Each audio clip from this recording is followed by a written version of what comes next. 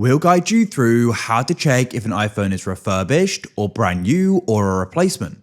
If you find this useful, then consider subscribing and liking the video. So you're wondering what your iPhone is, or perhaps you're about to go and purchase an iPhone and you want to go and check this.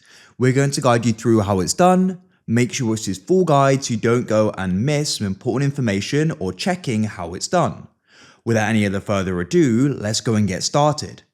So you want to go and find your settings and go and open them up like this. Next, you want to go and scroll down and we need to go and find the option for general and you need to tap there. Now, what you need to do is you need to come into about, like so.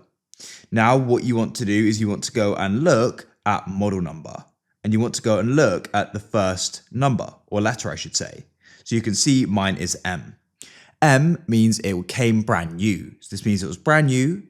If it starts with a F, this means it was been refurbished by Apple under their official program. If it goes and starts with N, this means it was a replacement due to a service request. That's it. That's how you can know. If you found this useful, then leave a like.